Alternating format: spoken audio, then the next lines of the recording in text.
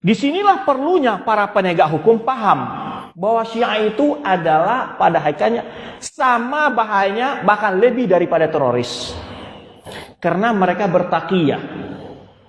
Ini kenyataan, silakan bagi bapak-bapak yang berada di kepolisian, utus tim khusus melacak bagaimana perkembangan Syiah di Pakistan, perkembangan Syiah di Kuwait, perkembangan Syiah di Bahrain, perkembangan Syiah di Emirat Arab.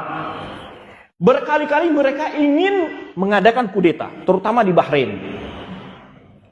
Pada awalnya mereka masuk ke dalam pemerintahan secara munafik, seakan-akan cinta dengan pemerintahan, sebagaimana yang dilakukan oleh Nasiruddin Tusi dan Ibnu Al-Qami. Waktu itu dia masuk ke pemerintahan Bani Abbasiyah secara taqiyah, mengatakan dia cinta kepada khalifah dan seterusnya. Setelah dia berkuasa sebagai Perdana Menteri, dia berikan sebuah pandangan yang aneh kepada menteri. Subhanallah. Jadi, Perdana Menteri ini ditipu oleh dia. Bagaimana? Pertama setelah dia menjadi menteri, dia usulkan pada menteri, lebih baik tentara-tentara ini dipecat saja. Kenapa? Karena kas negara sedang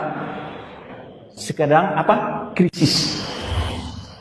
Dipecatlah tentara-tentara yang sekian banyaknya, yang pada awalnya bangsa Mongol ngeri nggak mau masuk Baghdad. Karena jumlah tentara Khalifah Abbasiyah sangat jumlah yang besar. Melemahkan pasukan. Nah, ketika itu, setelah tentara ini pembantian kaum muslimin, pembantian ahlu sunnah di Suriah, itu hanyalah salah satu dari buah akidah orang-orang Rafidhah, orang-orang Syiah yang dibangun di atas kebatilan. Sehingga mereka tidaklah membunuh ahlu sunnah di Suriah, ya, bukan hanya sekedar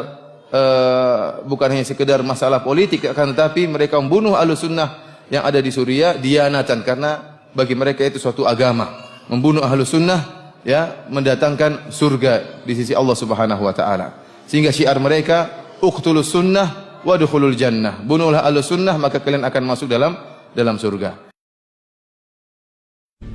Cerdiknya Syiah di Indonesia, mereka itu paham banget bahwa mereka tidak bisa berkembang melalui jalur pemerintah. Karena seperti di negara tetangga kita yaitu Malaysia, jelas-jelas ya secara nyata pemerintahan Malaysia menolak Syiah. Oleh karena itulah Syiah di Indonesia paham bahwa mereka tidak bisa berkembang di Indonesia melalui jalur pemerintah, karena nantinya akan sama seperti di Malaysia, pasti tertolak. Nah, cerdiknya Syiah itu berkembang di Indonesia melalui jalur organisasi-organisasi Islam yang ada di Indonesia. Kita simak dulu satu video berikut ini sebagai fakta jejak digital. Dengarkan baik-baik. Sehingga Gus Dur bisa mengatakan secara kultural NU itu Syiah tanpa imamah katanya gitu kan. Walaupun sekali lagi pengertian imamahnya apa kan. Tapi misalnya orang Syiah menganggap bahwa yang harus jadi pemimpin umat itu harus para ulama, karena ulama itu para pelanjut imam. Dan itu juga pendirian Nahdlatul Ulama. Jadi sebetulnya kalau dirinci lebih dalam, ada banyak kesamaan antara paham Nahdlatul Ulama yang dominan di Indonesia dengan paham Syiah. Tahlilan itu, marhabaan, pembacaan sholawat, ziarah, mengambil berkah, bertawasul. Itu dikongsi, tradisi yang dikongsi bersama. Iya, itu dikongsi. Ya, ini sekali lagi saya selalu mengatakan fakta jejak digital, karena memang